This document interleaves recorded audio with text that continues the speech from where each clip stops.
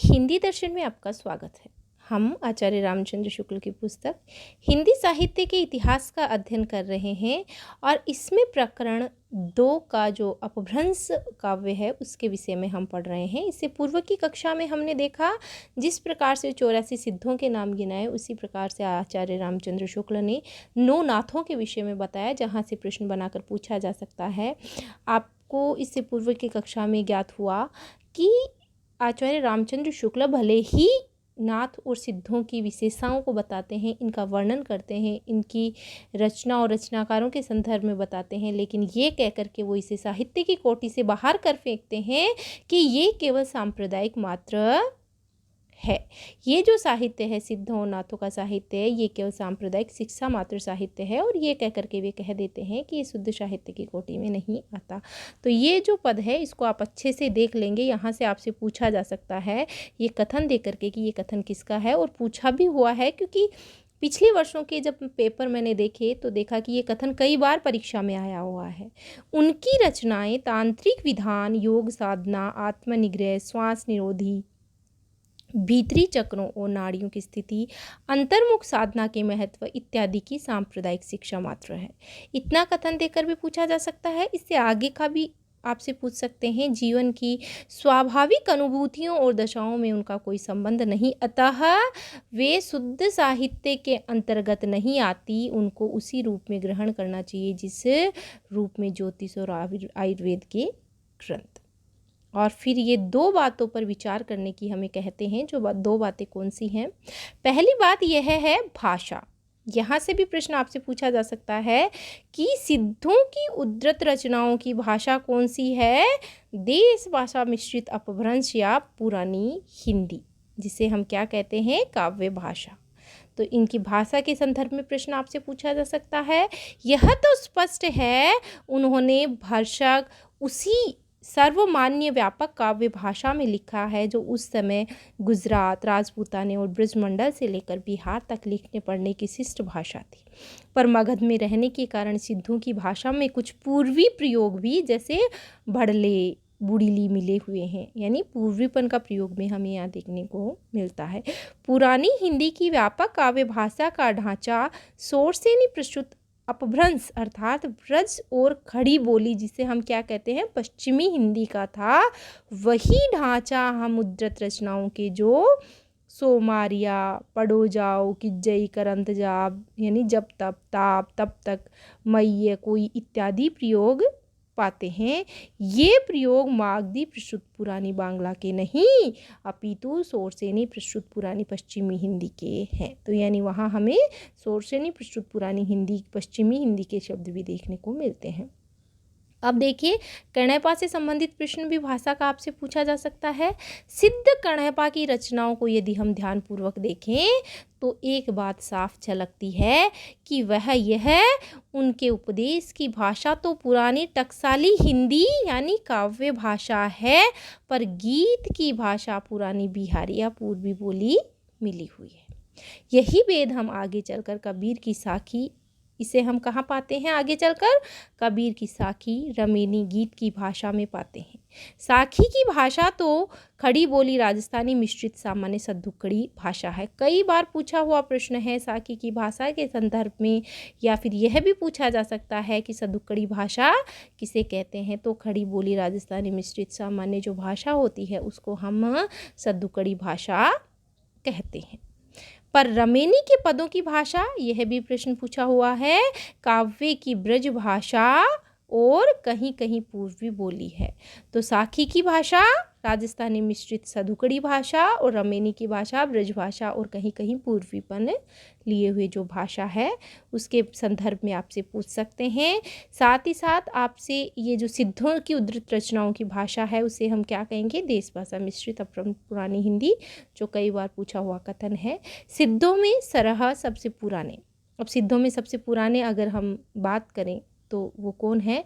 सरह, जिन्हें सरहपा कहते हैं, जिन्हें विक्रम संवत 690 का मानते हैं। अतः हिंदी काव्य भाषा के पुराने रूप का पता हमें विक्रम के 7वीं शताब्दी के अंतिम चरण में लगता है।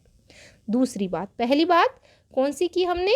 जब इन्होंने जो साहित्य है नाथों का और सिद्धों के साहित्य की जब बात कर रहे थे और उन्हें सांप्रदायिक शिक्षा कहकर साहित्य की कोटि से बाहर निकाल दिया था, और जब इसे समझाने के लिए 2 तर्क देने की बात, तो पहली बात हमने की भाषा से संबंधित, और दूसरी बात क्या है, सांप्रदायिक प्रवृत्ति और उनके संस्कार की परंपरा।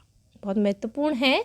वज्रियानी सिद्धों ने निम्न श्रेणी की प्रायः अशिक्षित जनता के बीच किस प्रकार के भावों के लिए जगह निकाली, ये दिखाया जा चुका है। उन्होंने बाह्य पूजा, जाति पाति, तीर्थाटन इत्यादि के प्रति उपेक्षा बुद्धि का प्रचार किया। रहस्यदर्शी बनकर शास्त्रज्ञ विद्वानों का तिरस्कार करने और मनमाने रूपकों के द्वारा अटपटी वाणी में पहेलियां बुझाने का रास्ता दिखाया। घट के भीतर चक्र, नाड़ियाँ, सुनने, देश आदि मानकर साधना करने की बात फैलाई और नाद, बिंदु, सुरती, नृत्य जैसे शब्दों की उद्धरणी करना सिखाया। यही परंपरा अपने ढंग पर नाथपंथियों ने भी जारी रखी। आगे चलकर भक्ति काल में निर्गुण संत संप्रदाय किस प्रकार वेदांत और ज्ञानवाद, सूफियों के प्रेमवाद तथा वैष्णवों के अहिंसावाद और प्रपत्तिवाद को मिलाकर सिद्धों और योगियों के द्वारा बनाए हुए इस रास्ते पर चल पड़ा, यह आगे दिखाया जाएगा। यानी सिद्धों का ये जो रास्ता है, ये आगे जाकर किसने अपनाया, कबीर दास जी ने, और भक्ति काल के जो निर्गुण संत हैं उन्होंने, तो इनका प्रभाव हमें वहाँ भी देखने को मिलेगा। इसको हम आगे विस्तृत तरीके से पढ़ेंगे। कबीर आदि संतों को नाथपंथियों से जिस प्रकार साखी और बानी शब्द मिले, उसी प्रकार साखी और बानी के लिए बहुत कुछ सामग्री और सदुकड़ी भाषा भी मिली। ये ही 2 बातें दिखाने के लिए इस इतिहास में सिद्धों और योगियों का विवरण दिया गया है। उनकी रचनाओं का जीवन की स्वाभाविक सरणियों, अनुभूतियों और दशाओं से कोई संबंध नहीं है, वे सांप्रदायिक शिक्षा मात्र है। बार बार आपको ये लाइन देकर ये बताया जा रहा है कि आचार्य रामचंद्र शुक्ल ने भले ही इस पुस्तक में सिद्ध और नाथ साहित्य के संदर्भ में बताया है, लेकिन ये इन्हें केवल सांप्रदायिक शिक्षा मात्र मानते हैं, साहित्य की उच्च कोटि में नहीं ये आ सकती, अतः शुद्ध साहित्य की कोटि में इन्हें नहीं रखा जा सकता। ये कथन बहुत ही महत्वपूर्ण है, कई बार पूछा हुआ है। उन रचनाओं की परंपरा को हम काव्य या साहित्य की कोई धारा नहीं कह सकते, अतः धर्म संबंधी रचनाओं की चर्चा छोड़ अब हम सामान्य साहित्य की जो सामग्री मिलती है उसका उल्लेख उनके संग्रहताओं और रचयिताओं का क्रम में करते हैं। हेमचंद्र गुजरात के सोलंकी राजा सिद्धराज जयसिंह, जो संवत 1150 से 1199 तक रहे, और उनके भतीजे कुमारपाल, जिनका समय संवत 1199 से 1230 तक रहा, के यहाँ इनका बड़ा मान था। ये अपने समय के सबसे प्रसिद्ध जैन आचार्य थे। हेमचंद्र कौन थे? प्रसिद्ध जैन आचार्य थे। इन्होंने एक बड़ा भारी व्याकरण ग्रंथ, कई बार परीक्षाओं में पूछा हुआ प्रश्न है, व्याकरण ग्रंथ लिखा, सिद्ध हेमचंद्र शब्दानुशासन, सिद्धराज के समय में बनाया, जिसमें संस्कृत, प्राकृत और अपभ्रंश तीनों का समावेश किया गया है। यह भी प्रश्न पूछा हुआ है कि सिद्ध हेमचंद्र शब्दानुशासन में किन भाषाओं का समावेश किया है, संस्कृत, प्राकृत और अपभ्रंश का। यह किसका है? हेमचंद्र का है। सिद्ध हेमचंद्र शब्दानुशासन एक व्याकरण ग्रंथ है, यह भी प्रश्न पूछा हुआ है। अपभ्रंश के उदाहरणों में इन्होंने पूरे दोहे या पद्य उद्धृत किए हैं, जिनमें से अधिकांश इनके समय से पहले के हैं। कुछ दोहे देखें। यह भी जो दोहा है हेमचंद्र का, कई बार पूछा हुआ दोहा है, बहुत अच्छे से आप इसको ध्यान में रखते हुए याद कर लेंगे। भला हुआ जो मारिया बहनी मारा कंतु लज्जयू तू, वैसी हूँ जड़ भग्गा गरु एन तू। भला हुआ जो मारिया, यानी भला हुआ जो मारा गया है, हे बहिन हमारा कंत यदि वह भागा हुआ घर आता तो मैं अपनी समवयस्काओं से लज्जित होती। जैसो न आवई दुई घरु काई अहुमहु तुझो, वेणु जय खंडईतऊ सहिए सो पीऊ होय न मुझो। यानी हे दुती, यदि वह घर नहीं आता तो तेरा क्यों अधोमुख है हे सखी, जो तेरा वचन खंडित करता है। श्लेष दूसरा अर्थ क्या हो रहा है? जो तेरे मुख पर चुंबन द्वारा क्षत करता है वह मेरा प्रिय नहीं है। जे मोहु देना दिहड़ा दइये पवंस तेण ताण गणंतिये अंगुलियों जज्जरियाऊ नहीं, यानी जो दिन या अवधि दिए थे अर्थात प्रिय ने प्रवास जाते हुए मुझे दिए थे, उन्हें नख से गिनते गिनते मेरी अंगुलियां जर्जरित हो गई हैं। पिय संगमी कऊ निदड़ी पियहो पखाओं के मऊ बिन्नवी विनाशिया निंदन एव न तेव। प्रिय के संगम में नींद और प्रिय के परोक्ष में क्यों करावे, मैं दोनों प्रकार से विनाशिता हुई, न यो नींद है न त्यो। यहाँ से यह वाला जो दुआ है, पहला भला हुआ जुमानिया, ये पूछा जाता है, इसको आप ध्यान में रखिएगा। आगे देखिए, अपने व्याकरण के उदाहरणों के लिए हेमचंद्र ने भट्टी के समान एक और काव्य, हेमचंद्र शब्दानुशासन तो आप ध्यान रखेंगे ही, एक और ग्रंथ दव्याश्रय काव्य की भी रचना की है, जिसके अंतर्गत कुमारपाल चरित नामक एक प्राकृत काव्य भी है। इस काव्य में भी अपभ्रंश के पद्य रखे गए हैं। सोमप्रभ सूरी, ये भी एक जैन पंडित थे। इनसे पहले हमने हेमचंद्र को अच्छे से देखा, व्याकरण ग्रंथ देखा, उनसे संबंधित बातें की। अब हम बात कर रहे हैं सोमप्रभ सूरी की, कि ये भी एक जैन पंडित थे। इन्होंने संवत 1241 में कई बार प्रश्न पूछा हुआ है। कुमारपाल प्रतिबोध नामक एक गद्य पद्य में संस्कृत प्राकृत काव्य लिखा। कैसा था ये कुमारपाल प्रतिबोध? गद्य पद्य में था और संस्कृत प्राकृत काव्य था, जिसमें समय समय पर हेमचंद्र द्वारा कुमारपाल को अनेक प्रकार के उपदेश दिए जाने की जो कथाएं हैं वे लिखी हुई हैं। यह ग्रंथ अधिकांश प्राकृत में ही है। बीच बीच में संस्कृत श्लोक और अपभ्रंश के दोहे आए हैं। अपभ्रंश के पद्यों में कुछ तो प्राचीन हैं और कुछ सोमप्रभु और सिद्धिपाल कवि बनाए हुए हैं। प्राचीन में से कुछ दोहे दिए गए हैं। रावण जायु जई दियऊ दह मुख एक सरी, चिंता ये तड़ये ही जननी कौणु पियाओहु खीरू, यानी जिस दिन 10 मुँह है एक शरीर वाला रावण उत्पन्न हुआ, तभी माता चिंतित हुई कि किसमें दूध पिलाऊं। बेस विशिष्टः बारियई जैवी मनोहर गत्ता, गंगा जल पखालिए विहि सुनिहि की होई पवित्र। वेश विशिष्टों को वारिये अर्थात बचाइए, यदि मनोहर गात्र हो तो भी गंगा जल में धोई कुतिया क्या पवित्र हो सकती है। हम बात कर रहे हैं सोमप्रभ की, जो कुमारपाल प्रतिबोध है उस रचना की। पिए हूँ थकिए सेलू दीणु तुहु विरहगी किलंत, थोड़े ही जल जिमी मछलिए तलवो विली करंत। हे प्रिय, मैं सारे दिन तेरी विरहाग्नि में वैसी ही कड़कड़ाती रही जैसे थोड़े जल में मछली तलवेली करती है। आगे देखिए, हमने हेमचंद्र सोमप्रभ सूरी को देखा। अब हम देखेंगे जैनाचार्य मेरुत्तुंग के बारे में। इन्होंने संवत 1361 में प्रबंध चिंतामणि पूछा जाता है, कई बार प्रतियोगी परीक्षाओं में पूछा भी जा चुका है। 1361 में प्रबंध चिंतामणि नामक एक संस्कृत ग्रंथ लिखा, जो भोज प्रबंध के ढंग का बनाया, जिसमें बहुत से पुराने राजाओं के आख्यान संग्रहित किए गए हैं। इन्हीं आख्यानों के अंतर्गत बीच बीच में अपभ्रंश के पद्य भी उद्धृत हैं, जो बहुत पहले से चले आते हैं। कुछ दोहे तो राजा भोज के चाचा मुंज के कहे हुए हैं। यह भी पूछे हुए हैं कि इसमें जो कुछ दोहे हैं वो किसके कहे हुए हैं? मुंज के, जो राजा भोज के चाचा हुए हैं। मुंज के दोहे अपभ्रंश या पुरानी हिंदी के बहुत ही पुराने नमूने कहे जा सकते हैं। इसमें जो मुंज के दोहे हैं, ध्यान दीजिएगा, प्रश्न बनाकर पूछा जा सकता है, वो पुरानी हिंदी या अपभ्रंश के बहुत कुछ नमूने कहे जा सकते हैं।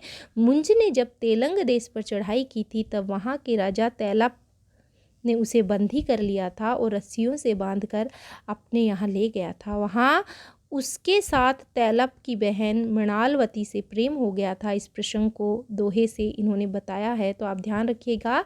जो जैनाचार्य मेरुत्तंग हैं, उनकी रचना प्रबंध चिंतामणि के संदर्भ में झाली तुट्टी की नमो किन हुएं छरपुंज हिद्दड़ डोरी बंधियऊँ जिम मंकड़ तिमुंज, यानी टूट पड़ी हुई आग से क्यों न मरा, शारपुंज क्यों न हो गया, जैसी डोरी में बंधा बंदर वैसे घूमता है मुंज।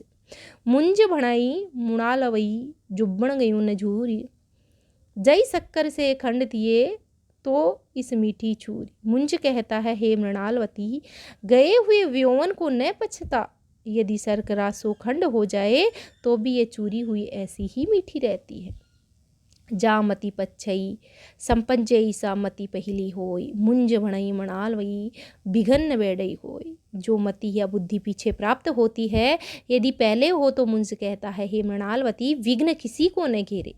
बा बिछोड़ई जाहि तुई, हऊ तेवई का देशु, ये ठिए जई निसरही, जाणो मुंजे शरोसु। यानी बाह छुड़ाकर तू जाता है, मैं भी वैसी ही जाती हूँ। क्या हर्ज है हृदय स्थित, अर्थात हृदय से यदि निकले तो मैं जानूँ कि मुंज रूठा है। एऊँ जन्नु जंगऊ गियूँ भैसिरियू, खग्गू न भग्गू, तीख्या तुरिये ने माणिया, गोली गली न लगू। यह जन्म व्यर्थ गया, न सुबटों के सिर पर खड्ड टूटा, न तेज घोड़े सजाए, न गोरी या सुंदरी के गले लगा। फुटकल रचनाओं के अतिरिक्त वीर गाथाओं की परंपरा के प्रमाण भी अपभ्रंश मिली भाषा में मिलते हैं। विद्याधर इस नाम के एक कवि ने कन्नौज के किसी राठौड़ सम्राट, शायद जयचंद, के प्रताप और पराक्रम का वर्णन किसी ग्रंथ में किया था। ग्रंथ का पता तो नहीं, पर कुछ पद्य प्राकृत पिंगल सूत्र में मिलते हैं। किस में मिलते हैं? प्राकृत पिंगल सूत्र में मिलते हैं। और किसके द्वारा किया है? विद्याधर ने कन्नौज के जो राठौड़ सम्राट हैं जयचंद, उसका वर्णन। भे भज्जिए भंगा भंगू, कलिंगा ते लंगारण मुक्ति चते, मरहट्ठा दिट्ठा लगिए, कट्ठा सोठा भय पय भले। चंपारण कंपा पब्बा झंपा, उत्थी उत्थी जीव रे, काशी सर्राणा करिए बाणा, बिज्जा हणमणमति वारे। यदि विद्याधर को समसामयिक कवि माना जाए तो उसका समय विक्रम की 13वीं शताब्दी समझा जा सकता है। यानी विद्याधर को अगर हम कहें कि वो समसामयिक कवि थे उनके, तो 13वीं शताब्दी का हम उन्हें मान सकते हैं। सानगर्धर, इनका आयुर्वेद का ग्रंथ तो प्रसिद्ध ही है। इनका सानगर्धर का किसका ग्रंथ प्रसिद्ध है? आयुर्वेद का। ये अच्छे कवि और सूत्रकार भी थे। इन्होंने सानगर्धर पद्धति के नाम से एक सुभाषित संग्रह बनाया और अपना परिचय भी दिया।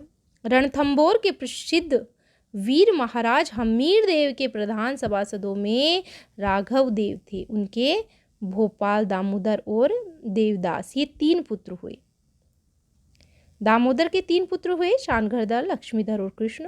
हम्मीर देव संवत 1357 में अलाउद्दीन की चढ़ाई में मारे जाते हैं। अतः सानगर्धर के ग्रंथों का समय उक्त संवत के कुछ पीछे, अर्थात विक्रम की 14वीं शताब्दी के अंतिम चरण में मानना चाहिए। सानगर्धर जो पद्धति है उसमें बहुत से शाबर मंत्र और भाषा चित्र काव्य दिए हुए हैं।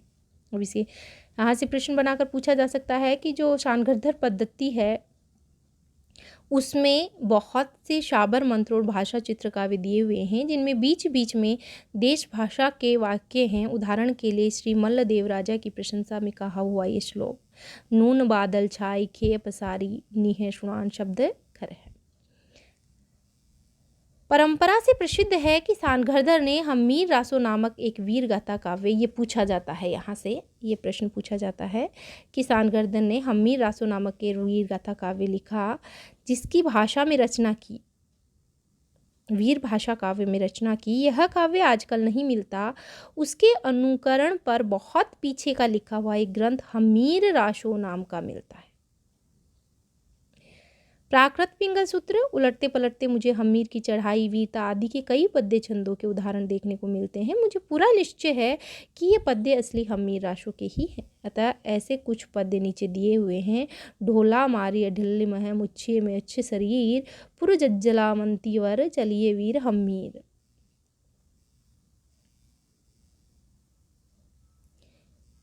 दिल्ली में इसका अर्थ बता रहे हैं इस दोहे का। दिल्ली में ढोल बजाया गया, मलेच्छों के शरीर मूर्छित हुए, आगे मंत्री व जज्जल को करके वीर हम्मीर चले। चरणों के भार से पृथ्वी कांपती है, दिशाओं के मार्ग और आकाश में अंधेरा हो गया है, धूल सूर्य के रथ से आच्छादित रहती है, ओल में खुराशनी ले आए हैं और विपक्षियों को दलमल कर बुलाया है। प्यूं दिड़ सन्ना है बाहा ऊपरी पखाए दई, ये जो हम्मीर रासो है उसके कुछ पद हैं, बहुत कम पूछे जाते हैं।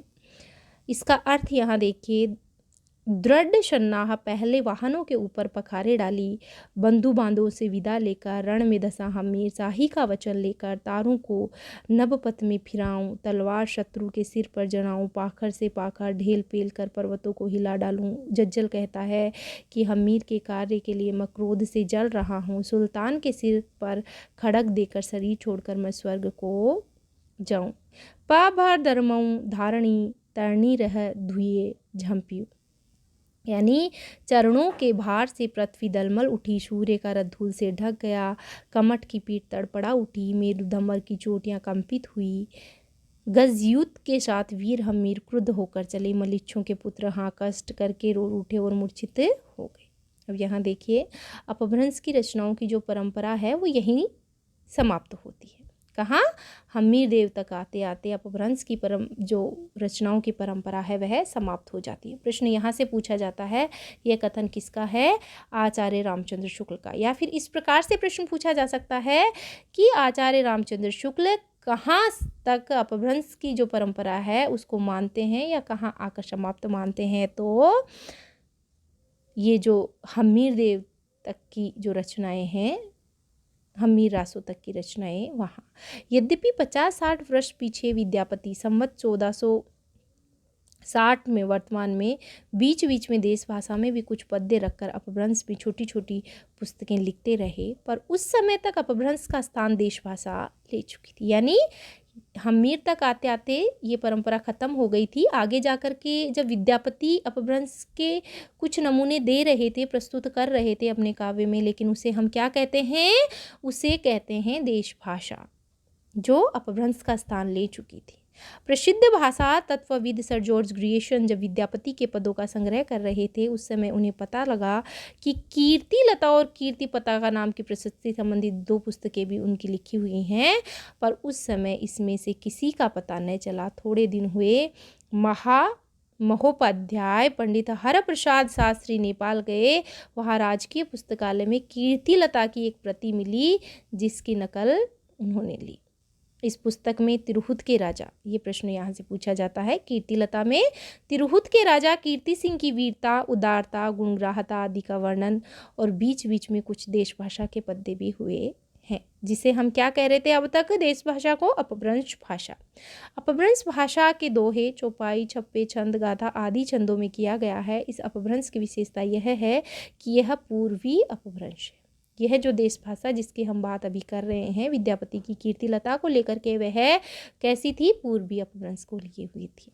इसमें क्रियाओं आदि के बहुत से रूप पूर्वी हैं। नमूने के लिए एक उदाहरण देखिए, रज्जुलुद्ध असलान बुद्धि बिक्कम बले हारल, 5 बड़े विश्वासी राय गए नेशर मारल। दूसरी विशेषता विद्यापति के अपभ्रंश की यह भी है कि प्राय देश भाषा कुछ अधिक लिए हुए हैं। यानी जो अपभ्रंश भाषा विद्यापति की है उसकी अगर हम बात करें तो वो देश भाषा को अधिक लिए हुए है और उसमें तत्सम संस्कृत शब्दों का वैसा ही बहिष्कार नहीं है। तात्पर्य क्या है कि वह प्राकृत की रूढ़ियों से उतनी अधिक बंधी नहीं है उसमें, जैसे इस प्रकार के टकशाली अपभ्रंश का हमें प्रयोग देखने को मिलता है। कैसा? इस प्रकार से पुरिसत्तणो पुरिसवो नहीं पुरिसवो जम्म मत। अपभ्रंश की कविताओं के जो नए पुराने नमूने अब तक दिए जा चुके हैं, उनसे इस बात का ठीक अनुमान हो सकता है कि काव्य भाषा प्राकृत की रूढ़ियों से कितनी बंधी हुई चलती रही। बोलचाल तक के तत्सम संस्कृत शब्दों का पूरा बहिष्कार उनमें पाया जाता है। उपकार, नगर, विद्या, वचन ऐसे प्रचलित शब्द भी आर, नहर, बिज्जा, बाण बनाकर भी रखे जाते हैं। जासू तासू जैसे रूप बोलचाल से उठकर जाने पर भी पोथियों में बराबर चलते हैं। विशेषण विशेष्य के बीच विभक्तियों का समाधिकरण, यहाँ से प्रश्न कम पूछा जाता है, इसकी एक बार आप केवल रीडिंग लगा लेंगे। जैसे जुब्बण गयो न झूरी, गए को यौवन को न झूर गए यौवन को न पचा। ये क्या है? जो उदाहरण देकर के हमें ये बता रहे हैं कि जो विद्यापति काम में ले रहे थे उस भाषा को हम अपभ्रंश नहीं देश भाषा कहेंगे, जो पूर्वीपन लिए हुए थी। इस परंपरा का पालन का निश्चय शब्दों की परीक्षा से अच्छी तरह हो जाता है। जब हम अपभ्रंश के शब्दों में मिठ और मिठी दोनों रूपों का प्रयोग कर पाते हैं तब उस काल में मीठी शब्द के प्रचलित होने से क्या संदेह हो सकता है? ध्यान देने पर यह भी बात लक्षित होगी कि जो काव्य भाषा देश भाषा की ओर अधिक प्रवृत्त होती गई, त्यों तो तत्सम संस्कृत शब्द रखने में संकोच भी घटता गया। शानगढ़धर के पद्यों और कीर्तिलता में इसका प्रमाण मिलता है। अर्थात कहाँ हमें जो देश भाषा है उसका प्रमाण अधिक मिलता है, जो तत्सम संस्कृत के शब्दों को रखने में संकोच नहीं कर रहा। शानगढ़धर के पद्य और कीर्तिलता में इसका परिणाम मिलता है। तो आज के लिए इतना ही। धन्यवाद।